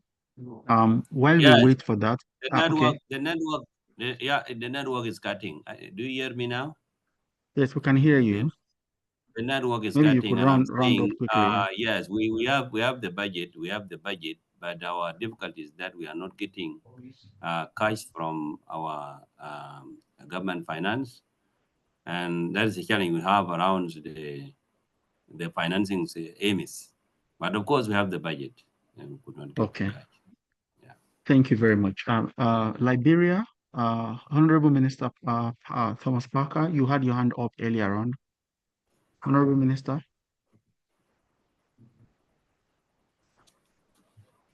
Hello, everybody.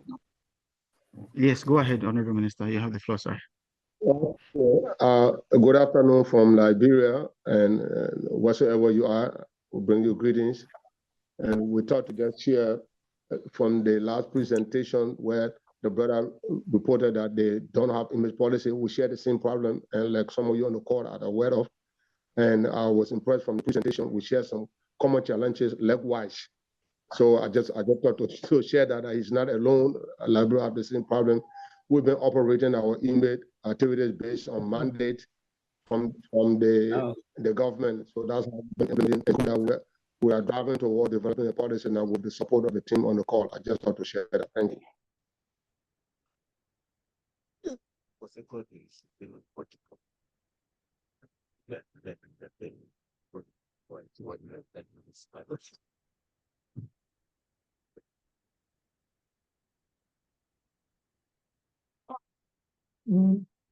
Those are people.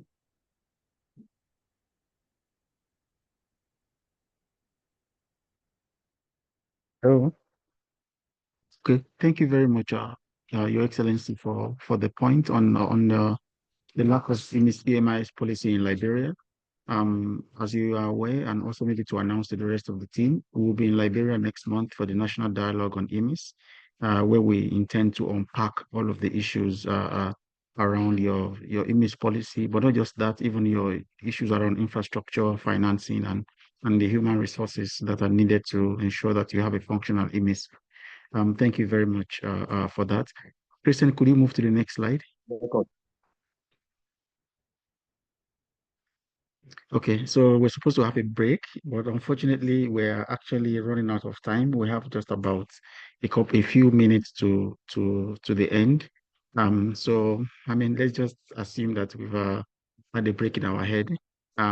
We'll give the floor now to CD to make his presentation in 3 minutes. I hope he can hear me, and I hope he's going to do just that. CD, you have the floor from Gambia. Hi, thank you very much, Jaji. Thank you, everyone, for giving us the opportunity to make this presentation and share what the Gambia is doing right now in terms of sharing the education data that we already have. So I hope everybody is able to see the screen that I've shared. Yes, we can see your screen. Just breeze through the presentation. Thank you. So I'm going to talk briefly about exactly how this came about, the platform and the design process, and some of the things that we have done to make this take root, and where do we go from here. So as many countries, the Gambia is also struggling with its fair share of collecting some specific data, but as we all know, there's already some bit of data that's available. And one of the key questions that we have is how do we make sure that this data, despite its limited availability, these limitations, we are able to share that, with the rest of the education sector stakeholders, not only the policy makers, but also, the regional managers and also the school heads. So we've been able to produce a lot of yearbooks, a lot of reports, and right now we are working on the 2025, which the data is already out. So this is part of our grand plan of the EMIS, where we are trying to shift our whole EMIS according to these dimensions. And the dimension that we are mostly focused on in this is extending the availability of education data to make sure that not only the policymakers have access to it, but as well the school leaders and the regional administrators as well. So to back our shift, we are using a digital platform called the HIS2, which is highly configurable, that supports the collection analysis, and it has the possibility to integrate other apps so that you can extend the functionality of whatever you want to use this platform for. So it is highly customizable, and it allowed us to do, a lot of stuff with the platform so far. So why, as a country, why did the Gambia choose the HIS2? One, because it's free and open source. That means even if the project ends today, we'll have the possibility to, despite our limited capacity, be able to take on the software code and then, develop our capacities as time goes, and then maintain the product. And it has a big community which have developed so many innovations that we also have been able to leverage on in this development, and it's also backed by research. So in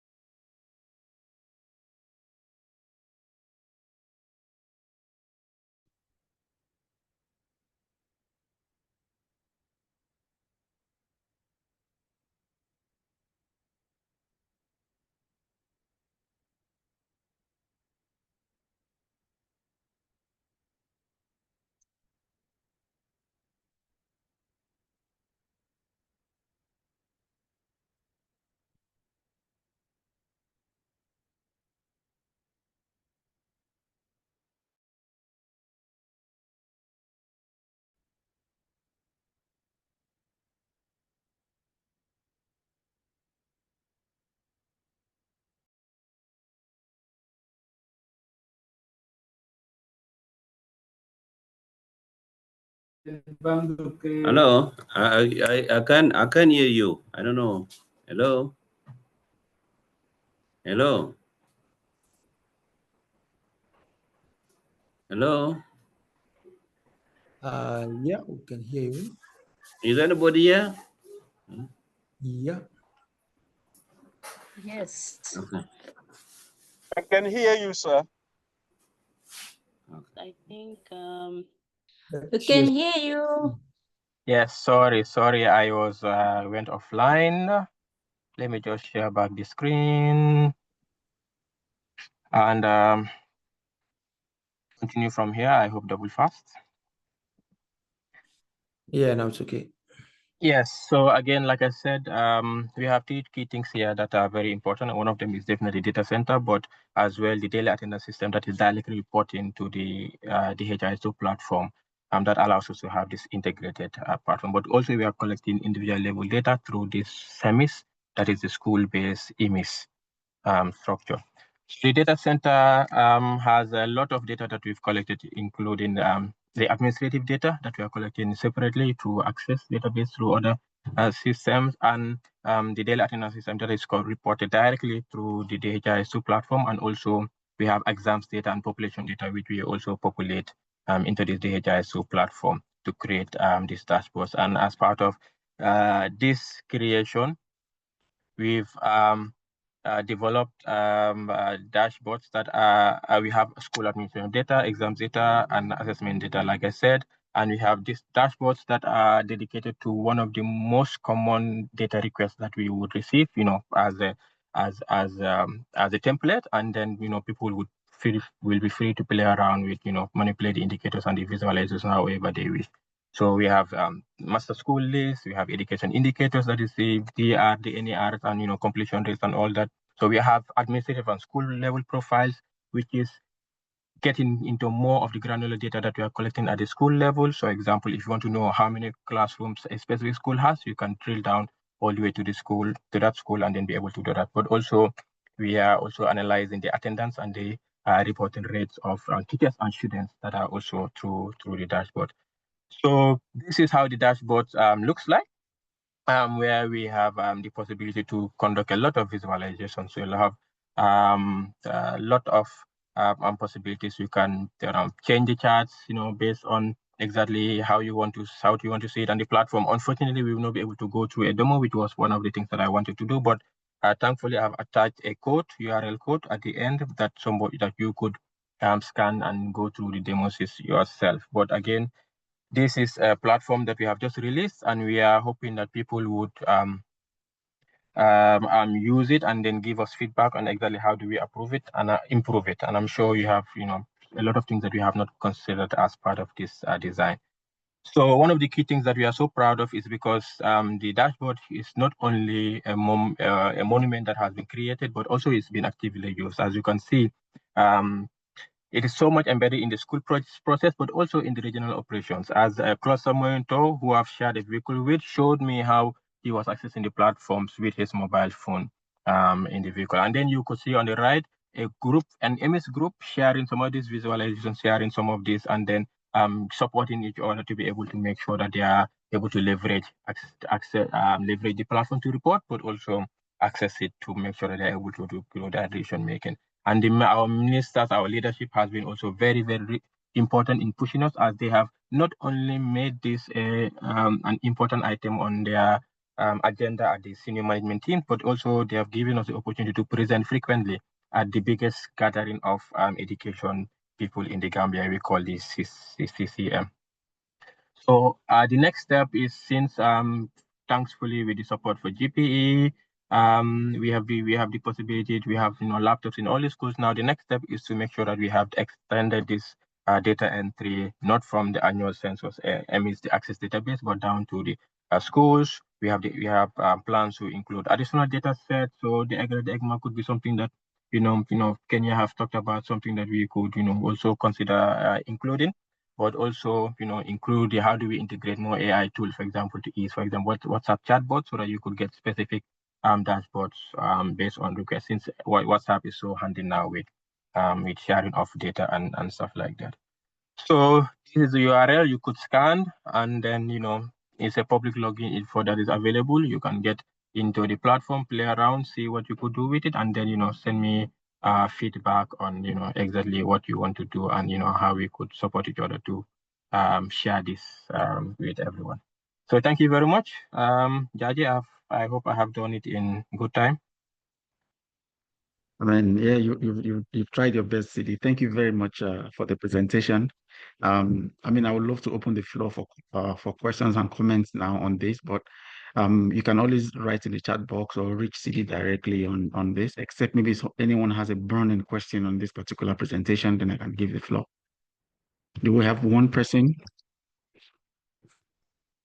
In the absence of that, I think then we would move to the next, I think, which is the closing remarks by IDRC. I'm sure Patrick is standing by. Patrick, you have the floor. Next slide. Yes. Next two slides. Yeah. Yeah, go ahead. Go ahead, Patrick. Yeah, so yeah, we are 3 minutes over time, so I'll really just make it perhaps in 1 minute, but just to thank the team.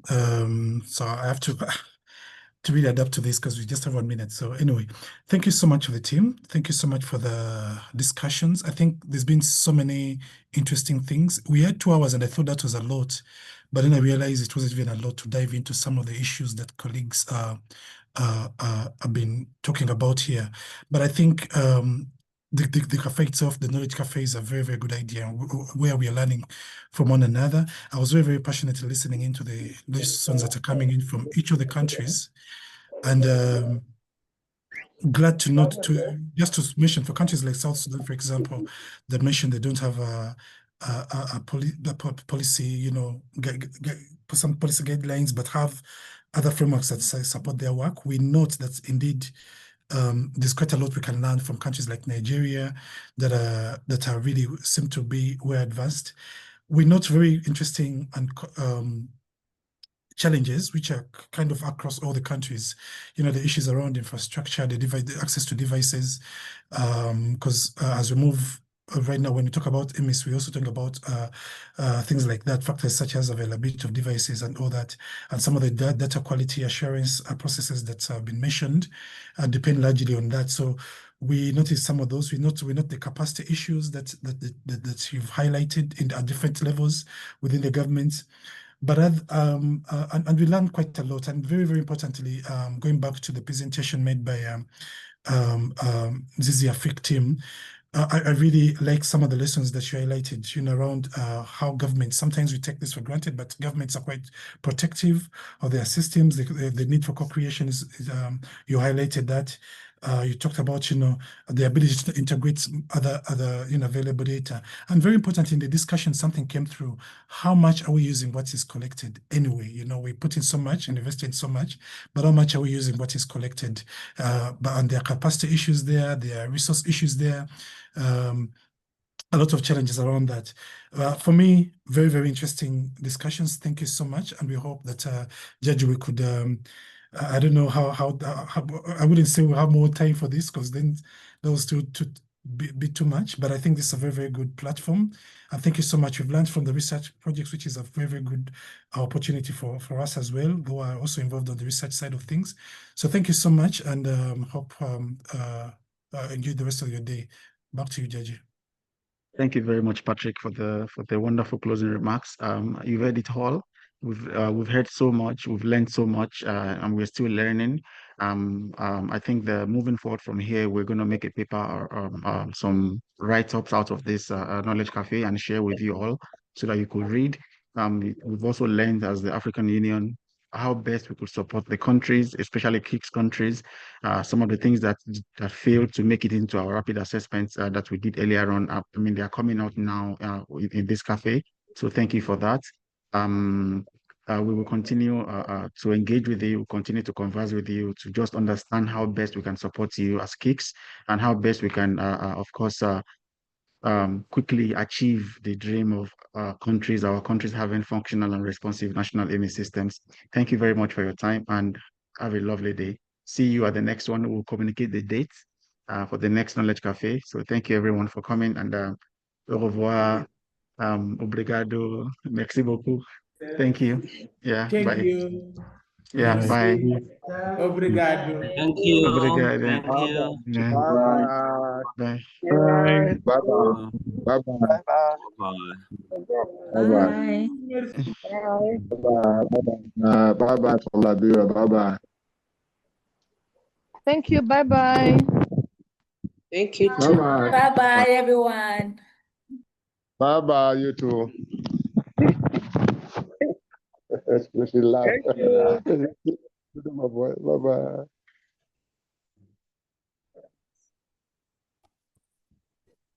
Thank you. Bye